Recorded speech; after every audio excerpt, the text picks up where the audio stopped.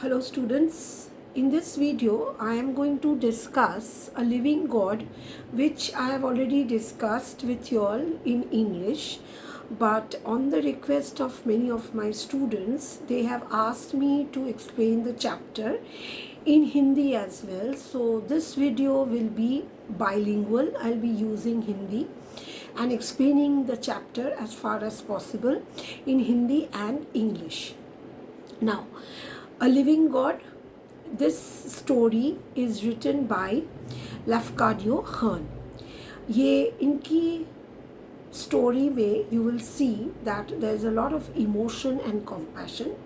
इनका जन्म ग्रीस में हुआ था and he went to Japan, जहाँ उनका there was a great change in his life. उनकी ज़िंदगी पूरी बदल गई. He settled in Japan and he wrote about Japan. Now ये story living god is a very simple, बहुत सरल एक स्टोरी है, कहानी है, which is set in Japan. Japan में इसका सेटिंग है, which is prone to tsunamis. वो बड़े बड़े वेव्स जो आते हैं, tsunami is a natural disaster. ये एक स्टोरी रिवॉल्व्स अराउंड, ये स्टोरी किसके बारे में, हामागुची बोलकर एक इंसान, एक फार्मर के बारे में है जो बहुत रिच धनी फार्मर है. Okay, he is the village headman, kind of a sarpanch जैसा है, हेडमैन है, एक रिच फार्मर है. बहुत सिंपल स्टोरी है जहाँ पे वी सी दैट हामागुची अपनी ज़िंदगी का एक बहुत इम्पॉर्टेंट हिस्सा, that is because he is a farmer, उसके लिए राइस फील्ड्स, राइस ये बहुत मायने रखता है. That is his means of earning, livelihood, रोज़गार. उसे वो त्याग देता है, सैक्रिफाइसेस. किसके लिए? इंसानियत के लिए, इंसान को बचाने के लिए, विलेजर्स को बचाने के लिए. सो वो अपने पूरे राइस फील्ड्स को आग लगा देता है. क्यों? क्योंकि वो इंसान को, अपने विलेज पीपल को, ग्रामवासियों को बचाना चाहता था. किससे बचाना चाहता था? ये सुनामी से बचाना चाहता था. नेचुरल डिज़ास्टर जो हिट करने वाला था, उनसे बचाना चाहता था. अब ये लोग, ये villagers, they had gone down, नीचे गए थे विलेज फेयर में, क्योंकि वो लोग एक हार्वेस्ट फेस्टिवल सेलिब्रेट कर रहे थे and they were so happy. अपने सेलिब्रेशंस में इतने मुक्त थे, they did not realise the danger coming.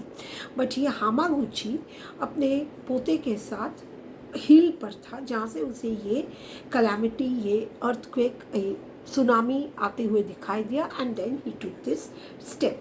इसीलिए ये एक्शन देखकर, उनका ये सैक्रिफाइस देखकर, the people were so overwhelmed, they were so कृतज्ञ that they built a temple in name of Hamaguchi. और उन्हीं को बोला गया है लिविंग गॉड, एक जीता जागता भगवान. पृथ्वी पर हम लोग बोलते हैं कि भगवान स्वयं उतर कर नहीं आते, वो किसी इंसान के थ्रू, माध्यम से, ज़रिए से अच्छाई को फैलाने की कोशिश करते हैं. सो ये स्टोरी जनरली इसी के बारे में है. ये स्टोरी में सबसे इम्पोर्टेंट पार्ट है जो है the last part, the last paragraph which needs to be discussed. Another aspect जो कहानी का as important part है, that is the title, the heading of the story.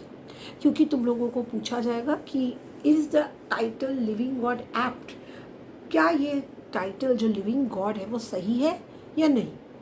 हम लोग बोलेंगे कि हाँ, इट इज़ रिलेटेड, सही है, क्योंकि it is related to the central character, जो हम लोग का हीरो है, प्रोटैगनिस्ट है, हामागुची, उसके बारे में है, उसी को लिविंग गॉड बोला गया है. इट इज़ वेरी अप्रोप्रिएट, क्योंकि ये पूरी स्टोरी रिवॉल्व करती है हामागुची को लेकर. हामागुची को ही एक लिविंग गॉड बोला गया है, जीता जागता भगवान बोला गया है, क्योंकि उसी ने इंसानियत, ह्यूमन बींग्स, इंसान को अपना बहुत सबसे कीमती चीज़ त्याग कर इंसान को बचाया है. सो दिस स्टोरी, ये कहानी इज़ बेसिकली वेरी सिंपल. जो तुम लोगों को पूछा जाएगा about the title and about the ending of the story is importance.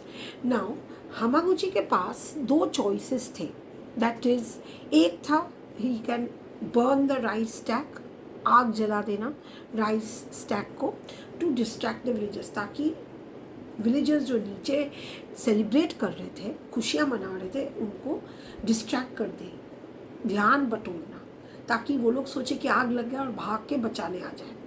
और सेकेंडली उन्होंने जिनका घर बार सब कुछ सुनामी ने बर्बाद कर दिया था, उनको उन्होंने रीलोकेट कर दिया, आश्रय दिया। कहाँ पे?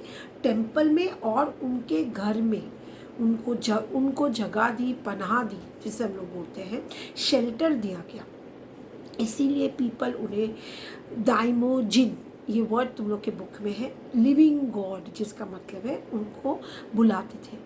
And this makes the title heading very apt. अब ये स्टोरी का थीम क्या है, भावार्थ या मूल सेंट्रल थीम क्या है? कंपैशन, लव, फीलिंग टुवर्ड्स इंसानियत, ह्यूमैनिटी, सेल्फलेस सैक्रिफाइस, खुद के बारे में बिना सोचे कुछ त्याग कर देना, which is the greatest virtue, सबसे बड़ी ताकत होती है इंसान की कि वह खुद के बारे में ना सोचकर दूसरे के बारे में सोचे, सब कुछ परे रखकर इंसान के बारे में सोचे।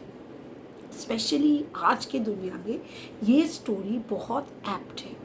It is very apt because as human beings, as इंसान, हम लोग बहुत खुदगर्ज होते जा रहे हैं, बहुत सेल्फिश होते जा रहे हैं, सिर्फ खुद के बारे में ही सोचते हैं, हम दूसरों के बारे में नहीं सोचते। हम भूल जाते हैं कि अगर दूसरे अच्छे रहेंगे तो हम ऑब्वियसली उनके साथ अच्छे रहेंगे। अगर हमारे इर्द गिर्द जो लोग हैं वो अगर अच्छे नहीं हैं तो हम भी अच्छे नहीं रह सकते। उसके लिए हमें सैक्रिफाइसेस, त्याग करना पड़ता है, और ये त्याग में एक बहुत आनंद है।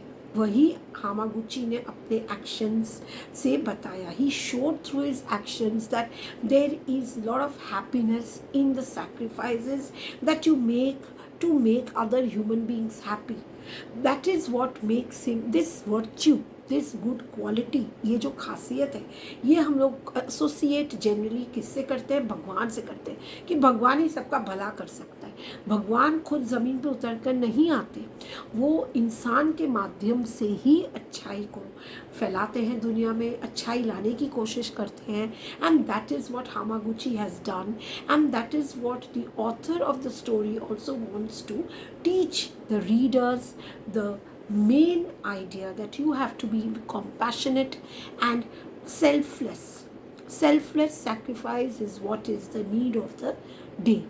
So this is where I have discussed the entire chapter and the story in both Hindi and English. And now as far as the last paragraph is concerned, that is what I was telling you कि last paragraph बहुत important है। that is you will see कि वहाँ पे Chinese tradition के, Japanese tradition के बारे में बोला गया है, जहाँ पे वो लोग बिलीव करते हैं कि जो इंसान का, हम लोग क्या बिलीव करते हैं कि आत्मा जो है वो नहीं मरता, आत्मा नहीं मरती, आत्मा रह जाती है। ओके, इट इज़, हम लोग का बॉडी चला जाता है, इट इज़ जस्ट लाइक अ, आत्मा रह जाती है, हम लोग का शरीर इज़ जस्ट लाइक अ कपड़ा, वो फेंक देता है, दूसरा शरीर ले लेता है। ओके, सो सेम जो जापानीज़ फिलोसफी है वो बिलीव करते हैं कि जो आत्मा है वो बहुत सारी आत्माएं हैं एक इंसान की, मतलब बहुत सारी जगहों पे रह सकती है वो आत्मा। हामागुची की आत्मा उसमें है, टेम्पल में है, विलेज में है, हर जगह पे वो अच्छी आत्मा बसती है। So multiplicity of souls, that is what the Japanese philosophy believes in. That is what is the last paragraph of the story tells you, where they are, the narrator and asks a person of that village that what is your philosophy, and he says, narrator says, it is our western, in your western philosophy you all don't believe that, and he says that in our Chinese philosophy, Japanese philosophy, there is a concept of multiplicity of souls, that is बहुत सारी आत्माएं, एक इंसान की बहुत सारे जगहों पे आत्माएं हो सकती है। मीन्स गुडनेस, अच्छाई इंसान की हर जगह फैल सकती है, चाहे इंसान एक ही जगह पे रुका हुआ हो, अच्छाई नहीं रुकती। अच्छाई कीप्स ऑन पासिंग, एक से दूसरे, दूसरे से तीसरे, और चारों तरफ अच्छाई फैल सकती है. So this is the main crux of the story. So I hope ये discussion in Hindi has helped you all and will help you all. So I will be posting both my English as well as bilingual translations of the chapters in my other videos, coming videos. So do subscribe and like my channel for further help. Thank you.